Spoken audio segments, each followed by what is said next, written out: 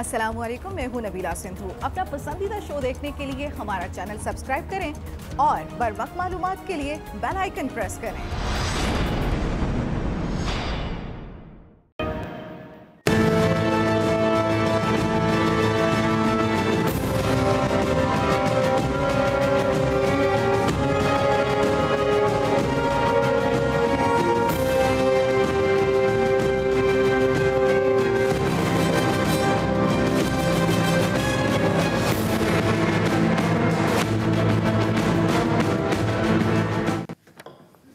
अस्सलाम वालेकुम नाज़रीन, प्रोग्राम एक्सपर्ट्स में मैं आपके साथ नबीला सिंधु। दुआ जमील तबीयत के ख़राब होने के बायस ये प्रोग्राम नहीं कर सकी हैं। इस वजह से उनकी गैर मौजूदगी में ये ज़िम्मेदारी मुझे सौंपी गई है और हम उनकी सेहत के लिए दुआ को भी हैं। पैनल का भी तारुफ करा दूँ। आज के पैनल में शामिल होंगे हमारे साथ अयाज खान साहब, लतीफ़ चौधरी साहब, मोहम्मद इलियास साहब, ब्रिगेडियर हारिस नवाज साहब, आमिर इलियास राना साहब और साथ हासिल रहेगा फैसल हुसैन साहब का। सबसे पहले बात करेंगे सुप्रीम कोर्ट के लार्जर बेंच ने कोरोना वायरस से मुतालिक आज खुद नोटिस केस की समाअत की, जिसके दौरान चीफ जस्टिस और मोअज़्ज़िज़ जजेस साहिबान ने हुकूमतों और मुतल्लिका इदारों की कारकर्दगी को एक बार फिर नाक़िस करार देते हुए सवालात की बौछार कर दी। सुप्रीम कोर्ट ने कोरोना पर विफाक और सूबाई हुकूमतों के रिपोर्ट्स पर अदम इत्मीनान का इजहार करते हुए इंतहाई सख्त रिमार्क्स दिए। हुकूमती सतह पर कुछ काम नहीं हो रहा, इक़दाम सिर्फ कागजों तक महदूद हैं, जिम्मेदारियां एक दूसरे पर डाली जा रही हैं, किसी चीज़ में भी शफाफियत नजर नहीं आ रही। बेज़ाहिर तमाम एग्जेक्टिव नाकाम नजर आते हैं। सुप्रीम कोर्ट ने कोरोना से मुतालिक विफाक और सूबों में अदम ताउन पर भी शदीद बरहमी का इजहार किया और यकसा पॉलिसी के लिए एक हफ्ते की मोहलत देते हुए दो टोक अल्फाज में वाजे किया कि अगर एक हफ्ते में यकसा पॉलिसी ना बनी तो फिर उबूरी हुक्म जारी किया जाएगा। इसी मुनासबत से एक्सपर्ट्स का आज का पहला बड़ा सवाल कि विफाक और सूबे कोरोना पर यकसा पॉलिसी बनाने में नाकाम क्यों नजर आते हैं। अयाज साहब, आपसे इसका आगाज़। ये चीफ जस्टिस साहब ने जब से खुद नोटिस दिया हुआ है, ये पहले तो एतराफ़ करना पड़ेगा कि हम भी जुडिशल एक्टिविज़म के बड़े हामी रहे हैं। हमें लगता था कि शायद इस मुल्क के मसाइल का यही हाल है, लेकिन अब लगता है कि जुडिशल एक्टिविज़म ने भी शायद बहुत ज़्यादा नुकसान पहुँचाया है। सवाल वैलिड है। आज हमने कराची में एक डॉक्टर को देखा कि जो अस्पताल ले जाया गया और वेंटिलेटर नहीं मिल सका, उनकी डेथ हो गई। बड़ी अफसोसनाक सूरत हाल है कि इतने वेंटिलेटर्स भी नहीं हैं। हालांकि हम पहले दिन से देख रहे हैं कि सिंध हुकूमत की कारकर्दगी की बड़ी तारीफ़ होती है, बड़ा ज़बरदस्त काम जा रहा है। और जो मेन इसमें नुक्ता है कि जो यकसा पॉलिसी नज़र नहीं आ रही। अब वफाकी हुकूमत से बात करें, प्राइम मिनिस्टर साहब से, तो वो कहते हैं जी 18वीं तरमीम के बाद सूबे खुद मुख्तार हैं, वो अपनी मर्ज़ी के फ़ैसले कर सकते हैं, वो जब चाहें लॉकडाउन करें, जब चाहें उठा दें, हम उसमें कुछ कर नहीं सकते, दखल नहीं दे सकते। इसके बावजूद हम पहले दिन से तमाम एक्सपर्ट्स ये कह रहे हैं कि एक यकसा पॉलिसी होनी चाहिए थी, जो ऊपर से नीचे तक नज़र आता कि एक ही पॉलिसी पे अमल दरामद हो रहा है और उसके नताइज शायद बहुत बेहतर होते, लेकिन वो कहीं नज़र नहीं आया। और इसीलिए आज अदालत में भी ये सवाल, और फिर जो लोगों की मदद की गई है और NDMA ज़ाहिर है नेशनल डिज़ास्टर मैनेजमेंट जो अथॉरिटी है, उसने उसकी ज़िम्मेदारी है। जितना बाहर से जो भी कुछ आ रहा है और अंदरूने मुल्क भी आप जो भी चीज़ें तैयार कर रहे हैं, इक्विपमेंट्स हैं, मेडिसिन, जो भी उसमें चीज़ें आती हैं, ज़ाहिर है उन्होंने ही डिस्ट्रीब्यूट करना था। तो वो भी सवाल तो बनता है कि जी आप डिटेल्स दें, किसको कहाँ पहुँचाया और कितना पहुँचाया, क्योंकि जब बहुत शुरू में ये बात हो रही थी कि जी बहुत ज़्यादा हमने डिस्ट्रीब्यूट कर दी हैं, तो हमें इस्लामाबाद के हॉस्पिटल से ये आवाज़ें आ रही थी डॉक्टर्स की कि उनके पास पर्सनल प्रोटेक्शन इक्विपमेंट नहीं है। और बाकी सिंध, पंजाब और दूसरे सूबों और शहरों की बात तो अब छोड़ दें।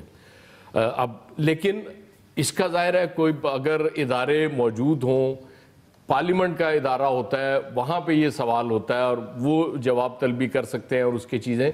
लेकिन हमारे यहाँ चूँकि कोई इदारा उस तरह से एग्जिस्ट नहीं करता, स्ट्रॉन्ग नहीं है, तो फिर इसलिए सुप्रीम कोर्ट को कहीं कभी सो मोटो लेना पड़ता है, कभी कहीं और से आवाज़ आ रही होती है, और ये सिलसिला इसी तरह चलता रहता है। इतने बड़े क्राइसिस के बाद भी अगर हम कुछ और ना कर सकें, इन इदारों को मजबूत कर लें और सेहत का जो हमारा बेड़ा गर्क हुआ हुआ निज़ाम है उसको ही अगर दुरुस्त करने में कामयाब हो जाएं तो मेरे ख्याल ये बहुत अच्छा हो सकता है इस मुल्क के लिए। बिल्कुल उम्मीद है कि ऐसा हो जाए। आमिर साहब, इस तरह की जो पॉलिसीज पर अमल दरामद ना होना, इवन यकसा पॉलिसियां ना होना, इस तरह की बातें तो सुनने में आती ही रहती हैं।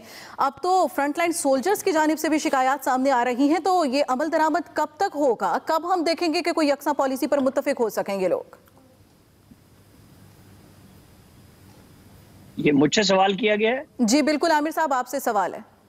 जी देखें, बात यह है कि यकसा पॉलिसियों के लिए क़यादत फराहम करना होती है और वही क़यादत का इम्तिहान होता है। वज़ीर आज़म इमरान खान जब वो सिंध के अलावा इंचार्ज भी हैं, बलूचिस्तान में वो को पार्टनर हैं और वो बलूचिस्तान के चीफ मिनिस्टर उनके बगैर कोई काम नहीं करते। और आप सिंध और पंजाब को तो देख लें कि वहाँ तो है ये केपी और पंजाब में तो है ही हुकूमत पीटीआई की बिल्कुल खालिस्तान। तो आप समझे कि जब अगर आप कुछ हिस्सा रह भी जाए और बाकियों को आप इत्तेफाक कर लें, लेकिन असल मसला ये है कि सिंध ने लीड किया और पहले से लॉकडाउन शुरू किया है जो हमारी सबकी जरूरत है, ठीक नहीं है। अब उसको लेके कैसे चलना है ये वजीर आजम का ही काम है। मुश्तरका मफादात की कौंसल, पार्लियामेंट के अंदर तमाम जमातों की मीटिंग, इन सब से वजीर आजम साइड पे क्यों चले गए? अब जब ये नहीं कर रहे तो आप देखें, पंजाब से खबर आई जब पूरी कौम कोरोना में फंसी हुई है और उसका इलाज हो रहा है, तो पंजाब कैबिनेट 54 ब्यूरोक्रेट्स को, जिसमें प्रोविंशियल सर्विस के भी हैं और पीएस जिसका पुराना नाम डीएमजी था, उनको 25-25 एकड़ आर्मी के शुहदा के कोटे से जमीन देती है और उसमें सारे एक हो जाते हैं, मिला के काम करते हैं और कहते हैं ये जनरल मुशर्रफ के दौर से शुरू हुआ, जिसको शहबाज शरीफ ने पहले रोका, कोर्ट केसेस का बहाना दिया, जबकि वो तमाम स्ट्राइक डाउन कर गए थे इफ्तिखार चौधरी के ये जमीन शौदा की है, नहीं दी जा सकती। पंजाब की कैबिनेट ने दे दी। आप ये देखें कि इस वक्त पंजाब में अंधेर नगरी किस किस्म की मची है। सारी कौम ढूंढ रही है कि जी आप करें कोरोना का इलाज, और वो 25 एकड़ फी ब्यूरोक्रेट जो पुराने जमाने में हुई आर्मी के शोहदा की, जीएचक्यू का नाम इस्तेमाल किया गया। जीएचक्यू को तो इस पे खुद वजाहत आनी भी चाहिए, नोटिस भी लेना चाहिए कि ये शोहदा की जो कौम देती है जमीन के आर्मी के शोहदा को दी जाएगी, वो सिविल अफसरों को, जिंदा अफसरों को कैसे और किन खिदमात के एवज दी गई है। ये एक बहुत बड़ा केस है और यहाँ मैं फिर कहूंगा कि सुप्रीम कोर्ट का जो जुडिशियल एक्टिविज्म है वो भी यहाँ पे नजर आना चाहिए, कि ये भी बुला के पूछ लें कि जब ये कितनी बड़ी है, जब सुप्रीम कोर्ट ये बात कहती है कि फंड्स का इस्तेमाल ठीक नहीं नजर आ रहा, पॉलिसी एक नहीं नजर आ रही, तो ये बहुत बड़ा केस है कि जब पॉलिसियां बनाने का वक्त था ये जमीनें बांटने में लग गए।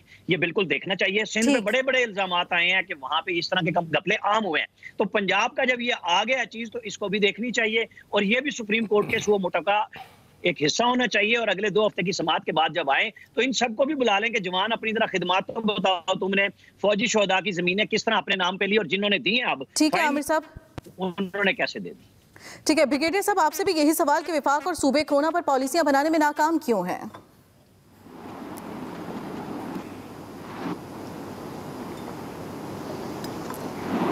देखिए, ये इस वक्त एक तो सबसे अहम बात यह है कि इस वक्त we have to fight this problem as a nation. और अगर इसमें हम ये समझते हैं कि फेडरल गवर्नमेंट करेगी या प्रोविंसेस करेंगे तो ये कभी भी नहीं हो सकता। Policy guidelines SOPs have to be issued by the federal government और उसमें सब सूबों के लिए यकसा पॉलिसी होनी चाहिए और फिर उसके बाद उसमें इतना स्पेस होनी चाहिए कि वो ये बताएं सूबों के चीफ मिनिस्टर कि आप विद इन दिस पॉलिसी के अंदर रहते हुए आप जो भी बेहतर समझते हैं सूबे के लिए या पर्टिकुलर डिवीजन के लिए जहाँ एपिडेमिक ज़्यादा है उसको ठीक कर सकते हैं। तो ये एक पॉलिटिकल पॉइंट स्कोरिंग नहीं होनी चाहिए, एक दूसरे को लेट डाउन नहीं होना चाहिए और बड़े क्लियर स्पोक्स पर्सन होने चाहिए, एक फेडरल का और उसी तरह एक प्रोविंस का। जिस तरह DGISP 27 फरवरी के बाद तीनों मुसल्लह अफवाज के बारे में बात करते थे, nobody would come air force का या नेवी का या आर्मी का रहता रहता, इसी तरह होना चाहिए। नंबर 2 बात ये कि सुप्रीम कोर्ट पाकिस्तान इनको nothing to do with it. मुझे एक बात की हैरानी होती है, ये जो इंस्ट्रक्शन वो पास कर रहे हैं ये रिस्पॉन्सिबिलिटी है फेडरल गवर्नमेंट की, चीफ एग्जीक्यूटिव की, कि वो अपने सूबों को, अपने मिनिस्ट्रीज को रेलेवेंट इंस्ट्रक्शन पास करें और उनको इंश्योर करें, बिकॉज ये to ensure the rate of the government. जब सुप्रीम कोर्ट ऐसे ऑर्डर्स पास करती हैं और इस तरह के डेरोगेटरी रिमार्क्स देते हैं, it directly weaken the federal government. इसलिए मेरे ये Supreme Court, High Court, they have to look out with own cases. उसमें ये क्या परफॉर्मेंस है, कितने रिफॉर्म्स किए हैं, जुडिशियल रिफॉर्म कितने किए हैं, हाई कोर्ट में कितने चेंजेस किए, लोअर कोर्ट्स में क्या जो साइल आते हैं उनकी क्या प्रॉब्लम थी, ये करने की जरूरत है। आई थिंक इसमें हमें बड़ा क्लियर होना चाहिए, but there has to be national unity, harmony to fight this corona virus as a whole nation. ठीक है, तो लतीफ चौधरी साहब, ऐसा कब तक चलता रहेगा कि इसी तरह से आपकी कोताहियां सामने आती रहें? जब तक कोई उसका सरजनिश नहीं करेगा, उसको निशानदही नहीं करेगा, तब तक आप कोई काम नहीं कर सकते? नबीला, मेरा ख्याल है कि निशानदेही की तो ज़रूरत ही नहीं है। जैसे मुअज़्ज़ज़ जज साहबान ने जो बातें की हैं, ये पाकिस्तान में कोई नई बातें तो है नहीं, ये सबको पता है। अक्सर अब अखबारात में बड़े तवातर से आते रहते हैं इस किस्म के रिमार्क्स के, जी बज़ाहिर काम होता नज़र नहीं आ रहा, पॉलिसियाँ नज़र नहीं आ रही। तो ये नज़र आई कब हैं? जब इफ्तिखार मोहम्मद चौधरी साहब थे उस वक़्त भी यही सूरत हाल थी, साकिब निसार साहब थे उस वक़्त भी यही सूरत हाल थी। तो ये कोई ऐसी नई बात नहीं है। असल मसला ये है कि जो वफाक और सिंध का जो प्रॉब्लम है वो अपनी अपनी कारकर्दगी को ज़्यादा आवाम के सामने बयान करने का मसला है। वज़ीर आज़म साहब का जो लॉकडाउन के हवाले से जो उनकी जो माइंड सेट है वो तो हमें नज़र आ रहा था कि वो कहते हैं कि जी वो गरीब आदमी इस तरह हो जाएगा, गरीब आदमी के साथ ये हो जाएगा। और उन्होंने एक बड़ी मज़ेदार फुलझड़ी दी कि जी अशराफिया को जब हुआ तो उन्हें पता चला कि ये, मगर मुझे ये लगता है कि जैसे इमरान खान साहब जो है ना, वो हर एक को खुश करने की, एक नज़रियाती कन्फ्यूजन पैदा करने के वो बहुत बड़े माहिर हैं। जब देखते हैं कि इस वक्त अशराफिया का नाम लेते हैं, जैसे शहबाज शरीफ साहब थे तो वो हबीब जालब के शेर सुनाना शुरू कर देते थे। ज़रूरत थी काम करने की, वो उन अशार की तो ज़रूरत नहीं थी। अगर सिंध गवर्नमेंट स्ट्रिक्ट लॉकडाउन कर रही है तो पूरी दुनिया के अंदर ये चल गया था कि भाई स्ट्रिक्ट लॉकडाउन ही ज़रूरत है। तो आपने पंजाब के अंदर, खैबर पख्तूनख्वा के अंदर, वहाँ पे भी लॉकडाउन किया हुआ है। अगर लॉकडाउन करना है तो फिर सिंध पे एतराज़ किस चीज़ का है? सिंध वाले तो ठीक कर रहे हैं। ये सारी की सारी एक पॉलिटिकल गेम है। आप सिंध हुकूमत को नीचा दिखाने की कोशिश करते हैं। ज़ाहिर है सिंध हुकूमत ने भी तो अपने करने हैं ना। अगर वो कहते हैं कि जी आपको जो बाहर से फंड आ रहे हैं कोरोना के सी मामले के अंदर, तो आप उसका सूबों को डिस्ट्रीब्यूट क्यों नहीं करते? वो करें ना। कोई ज़रूरी है कि भाई वो आपने रखना, उसका हिसाब देना है किसी ने के नहीं देना। पहले अब नवाज शरीफ साहब कर्ज उतारो मुल्क सवारो स्कीम के तहत वो पैसे ले गए, अब आपने कोरोना फंड कायम कर दिया तो उसमें से सूबों का कोई हिस्सा नहीं जाना, उनको नहीं देना। अगर डॉक्टर्स कोर्ट में जाते हैं कि जी हमें सामान नहीं मिल जाता तो उनको ये सुनना पड़ता है कि जी आप जाके नौकरियां करना चाहते हैं कि नहीं करना चाहते, आप फ्रंट लाइन पे लड़ें जाके। तो अगर उन्होंने बेचारों ने लड़ना है और जो इंतजामिया के दूसरे जो एक पूरा सेक्टर है सर्विसेज का, उन्होंने कुछ नहीं करना। डीएमजी अफसरान ने और जितने दूसरे, उन्होंने कौम से तकाजा करना कि हमें सहूलतें दो, हमने कौम को कुछ नहीं देना। तो फिर ये मुल्क कैसे चला जाएगा, कैसे चलेगा? जहाँ तक ज़मीनों का आमिर इलियास राना साहब ने बात की है तो सच्ची बात यह है कि बाज़ औक़ात ये कहना पड़ता है कि ये पाकिस्तान बना ही ज़मीनों की बंदरबांट के लिए था। ये अब क़याम पाकिस्तान से लेके अब तक यही ज़मीनों के बंदरबांट हो रही है और वो लोग ज़मीनें अलाट करा रहे हैं जिन्होंने इस मुल्क के लिए कभी कुछ किया ही नहीं है। वो गवर्नमेंट से पब्लिक सर्वेंट के तौर पर तनख्वाहें भी लेते हैं, मरात भी लेते हैं और ज़मीनें भी लेते हैं। तो ये तो हम लोग गरीब आदमी हैं जो बैठे बातें कर रहे हैं, और तो है सब कुछ वही जो पुराना है। बिल्कुल, फैसल हुसैन साहब की भी राय शामिल करेंगे। फैसल साहब, आपकी राय में विफाक और सूबे कोरोना पर यकसा पॉलिसी बनाने में अभी तक नाकाम क्यों नजर आ रहे हैं? आमिर भाई, इनकी बात थोड़ा सा मैं कर दूं पर कि जैसे ये सिविलियन को जमीन मिली है, आमिर भाई इस पर नाराज हो रहे हैं, बुरा मान रहे हैं। जब फौजियों को जमीन मिलती है उस पर भी आमिर भाई बुरा मानते हैं, नाराज हो जाते हैं। अब सिविलियन को मिल गई है, इस पर भी उनको बुरा लग रहा है। अच्छी बात है, सिविलियन को दिए सारे, और दीगर सूबों को भी जो है इसके तकलीफ करनी चाहिए और जो है सिविलियन लोगों को जो है जमीन देनी चाहिए। तो एक अच्छी रवायत कायम की, नाराज होने की, बुरा मानने की क्या बात है। अच्छा, जहाँ तक आपके बुनियादी सवाल का ताल्लुक है, देखिए बुनियादी तौर पे इशू है क्या, इसको समझना पड़ेगा। जब हम उलमा कराम को ये कहते हैं कि ये साइंसी मसला है, ये एक मेडिकल मसला है, इसमें आपकी राय की कोई अहमियत नहीं है, तो ठीक है, आपकी बात बिल्कुल ठीक है, आप बिल्कुल सही बोलते हैं, ये कोई जो कोरोना है जो शरई मामला नहीं, एक साइंसी मसला है। लेकिन जब आप इतने बड़े बड़े एडमिनिस्ट्रेटिव डिसीजन लेते हैं, उसमें तो आप कोई साइंसी डेटा को मलूज़े खातिर नहीं रखते, उसमें तो आप जो है कोई साइंटिफिक जो एक्सपर्ट हैं उनको सामने उनकी राय को मलूज़े खातिर नहीं रखते। उस वक्त तो आपसे अंधी तकलीफ करते हैं कि फला मुल्क ने लॉकडाउन किया, हम भी लॉकडाउन करेंगे, फला मुल्क ने इस तरह लॉकडाउन किया। हमें तो लॉकडाउन का लफ्ज़ ही जो है अभी मालूम चला, इससे पहले हमें इसकी तारीफ भी नहीं पता थी कि लॉकडाउन कहते कैसे। आपके पास भाई अकल के अंदरों को इतना नहीं पता था।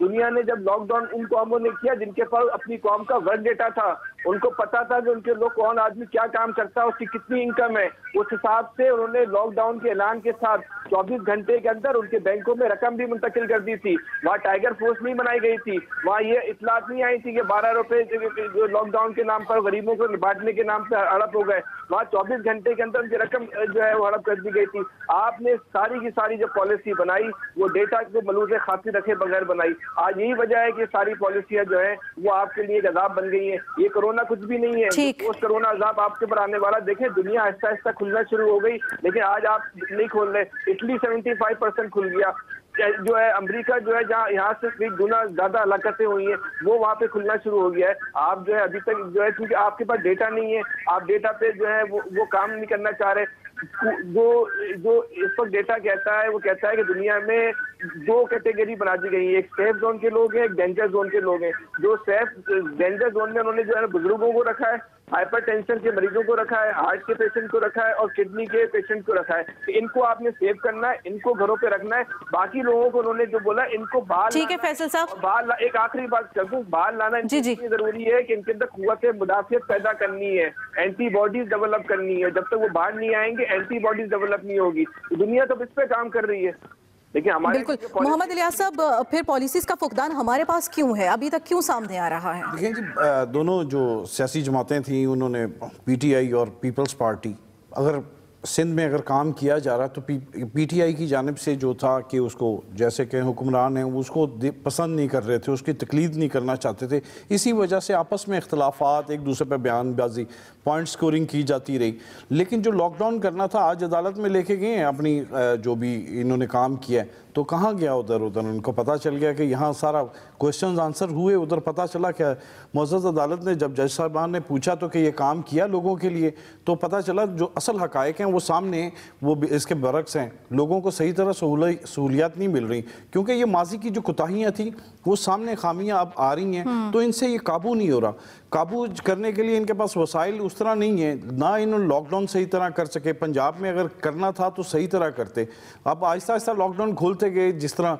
तो आप देख लें कि यहाँ पंजाब में और सिंध में एकदम जो है इसकी रेशो बढ़ गई है क्योंकि पेशेंट्स वगैरह, तो अभी तो पीक पर जो जब जा रहा है, तो अब आइंदा हम लॉकडाउन को लूज़ करने लगे, कम करने लगे हैं, तो उसमें सूरत हाल में क्या होगा। सिंध की लहदा पॉलिसी है, ये पहले भी हम कहते रहे कि एक्सपर्ट्स कहते रहे कि एक दोनों को आपस में मुशावरत करनी चाहिए, सिंध को भी करनी चाहिए, पंजाब को एक टेबल पर बैठना चाहिए, बैठ के मुज़ाकरात आपस में मुशावरत करनी चाहिए। अगर कोई किसी मुशावरत होगी तो ही यकसा पॉलिसियां सामने आएंगी। एक्सपर्ट्स की फर्स्ट क्वेश्चन पे हमारी राय सामने की, एक्सपर्ट्स की राय आप जान चुके हैं। ब्रेक लेंगे, ब्रेक के बाद बात करेंगे कि एसओपीज पर अमल दरामद कराए बगैर लॉकडाउन में नरमी कितनी नुकसानदेह है। साथ रहिएगा।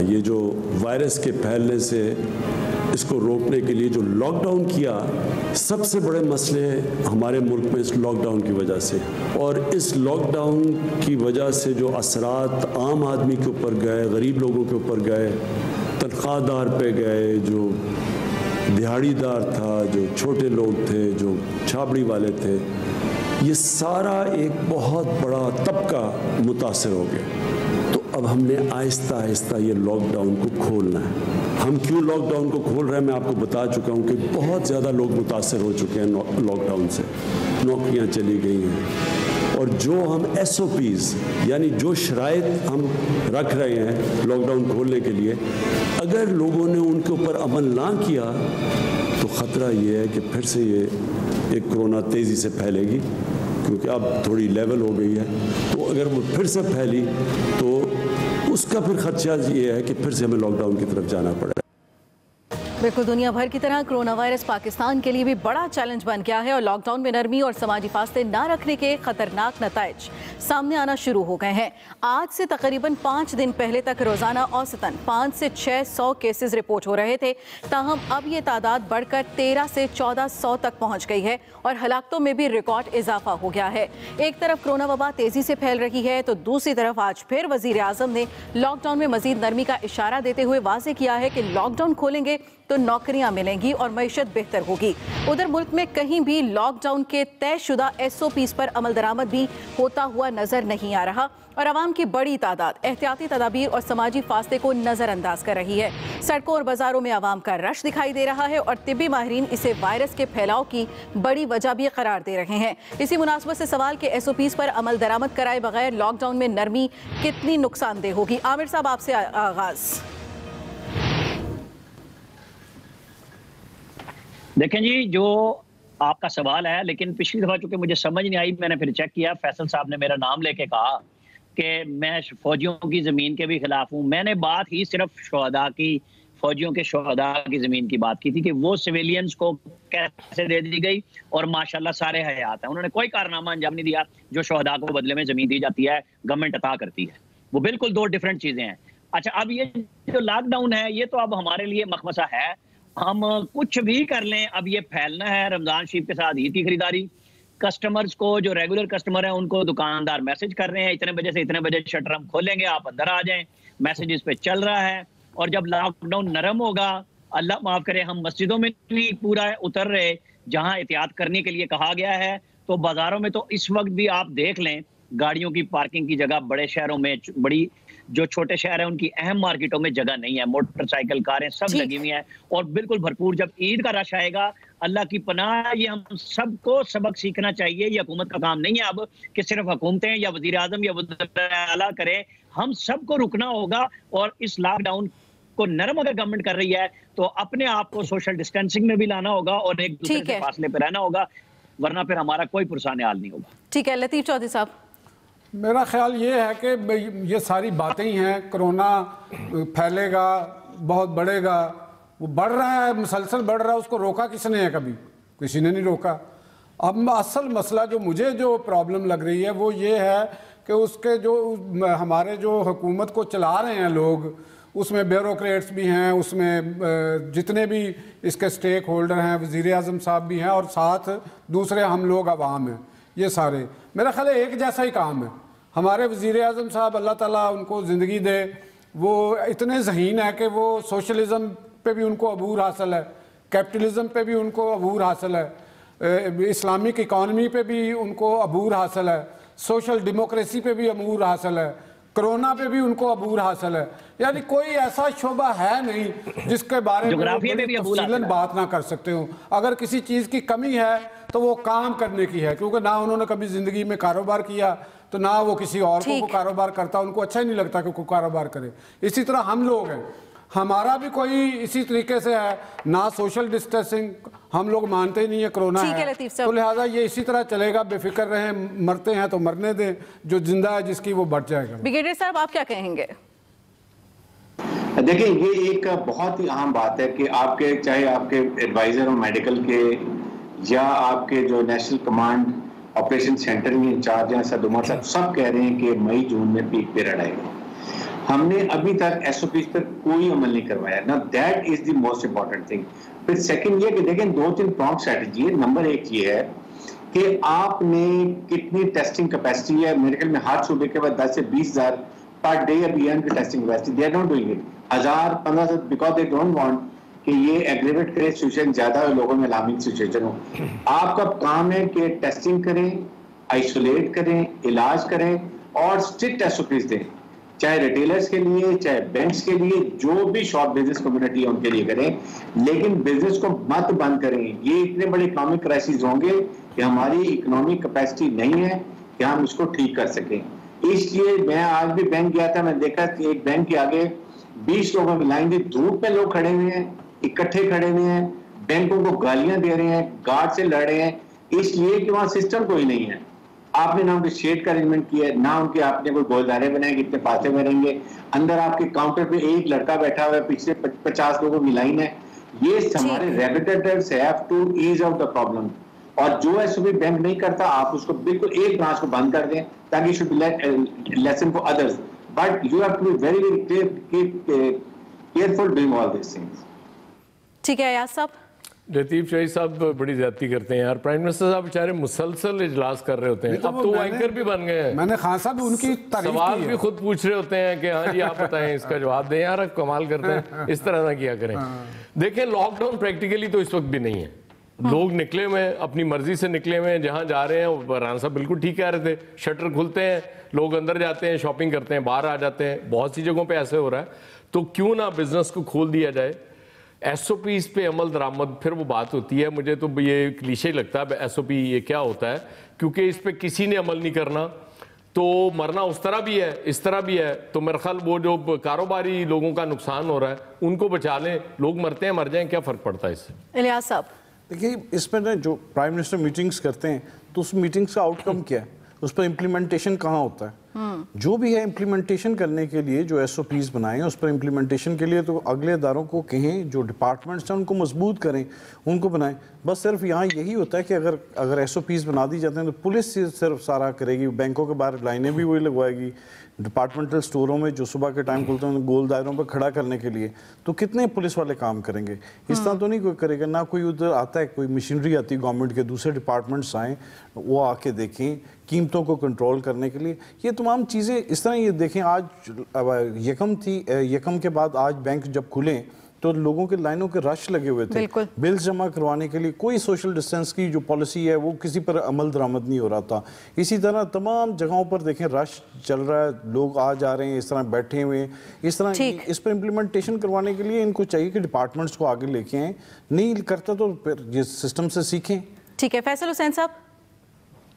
देखिए वही मसला है ना कि जो एक साइंसी इशू है और गैर साइंसी बुनियादों पर फैसले किए जा रहे हैं, डेटा के बगैर फैसले किए जा रहे हैं। ये अकल का तकाजा ये है कि आप 8 घंटे के लिए दुकान खोलते हैं, उस दुकान में जो है वो 100 आदमी घुस जाते हैं। अगर आपको सोशल डिस्टेंसिंग की जो बात हो रही है, समाजी फासले की और शख्सी फासले की बात हो रही है, उस 8 घंटे के बजाय तो आपको 24 घंटे दुकान खोलने का ऑर्डर देना चाहिए, ताकि जो 200 आदमी या 2000 आदमी 8 घंटे में जाता है वो 24 घंटे में जो है वो तकसीम हो जाएगी। इतनी अकल कौन लेकर आया, इतना फहम कौन लेकर आया, इतना सोचे कौन, अंधी तकलीफ करनी है। उस तरह आपने जो है काम शुरू कर दिया है कि रमजान का वो महीना होता है जो उसमें पाकिस्तान के अंदर खरबों रुपए की मईशत की जो है वो सर्कल चलता है, नहीं चलेगा, जिसकी कीमत कई साल तक जो है पाकिस्तान को जो अदा करनी पड़ेगी। आपका डेटा अच्छे सिग्नल दे रहा है रोज़े अव्वल से। पाकिस्तान में अगर कोरोना फैलना होता और तबाही मचानी होती तो पाकिस्तान जो है मार्च के एंड में जो है वो इटली और न्यूयॉर्क बन चुका होता, नहीं बना। लेकिन अगर आपकी साइंस में अगर होती तो इस सूरत हाल नहीं होती। फरवरी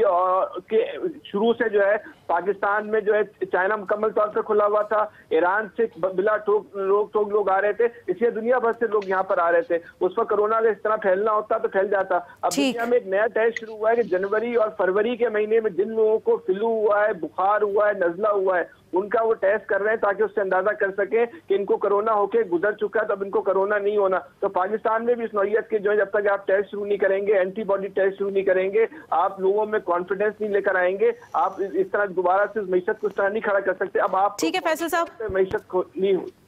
फैसल भाई आपने एक्सपर्ट्स की राय सामने आ चुकी है, ब्रेक लेंगे और बात करेंगे कि क्या टाइगर फोर्स अपने मकासद हासिल कर पाएगी। साथ रहिएगा।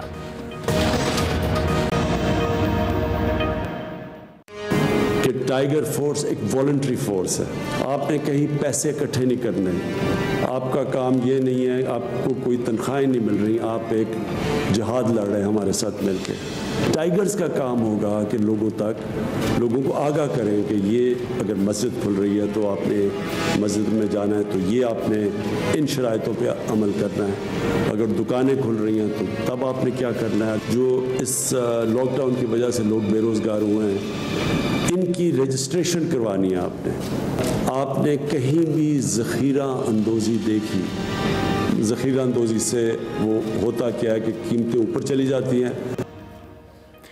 अवामी खिदमत के लिए वज़ीर आज़म की टाइगर फोर्स मैदान में आ गई है। एक्सपर्ट्स के लिए सवाल कि क्या टाइगर फोर्स अपने मकासद हासिल कर पाएगी।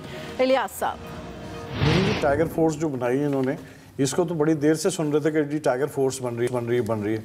अब उसने काम उस वक्त अब शुरू करते हैं, देखें क्या काम करते हैं, SOPs जिनके लिए बनाए हैं कितने इलाकों में होंगे, ये सारी ये चीज़ें अभी इम्प्लीमेंट होनी है। देखने कब तक ये चलता है ये सिस्टम, क्योंकि पैरेलल सिस्टम मौजूद है गवर्नमेंट का, तो एक और नया सिस्टम नया बना दिया, इसको इम्प्लीमेंट करवाने लगे हैं। रजाकार हैं, देखें क्या करते हैं इनको। ठीक है फैसल हुसैन साहब, जो अभी वज़ीर आपने खिताब सुनाया, ये तो पाकिस्तान का जो निज़ाम हुकूमत है, ये टाइगर फोर्स तो इसके ऊपर एक हमला है। अब जैसे कह रहे हैं ज़ख़ीरा अंदोशों के खिलाफ और गिरा फरोशों के खिलाफ ये कार्रवाई करेगी। इख्तियारात तो कराची में मेयर के पास भी नहीं है, वज़ीर आला के इख्तियारात है, जो उसके पास कार्रवाई का इख्तियार कौन देगा, कैसे देगा भाई, जिसकी ताकत है जिसको चाहे देते हैं। अब इनकी मर्जी इमरान खान साहब की, उनको चाहे मजिस्ट्रेसी पावर देते हैं टाइगर फोर्स को। ठीक है लतीफ़ चौधरी साहब, वो वज़ीर आज़म साहब ने कह तो दिया कि वो उनके साथ मिलकर टाइगर जहाद करेंगे। अब शिकार उनके लिए बंदोबस्त कर दिया गया है, वो मुखबरियाँ करेंगे कि यहाँ पे ज़ख़ीरा अंदोज़ी है, वहाँ पे ये है, और पुलिस और ये मिलकर दिहाड़ियाँ लगाएंगे। और उन्होंने क्या करना है? आमिर लियाज़ साना साहब, वज़ीर आज़म ने पहले कट्टे बकरे पता नहीं क्या क्या खोले और के जानवर पाले, और अब एक नया कट्टा ये खोल दिया है।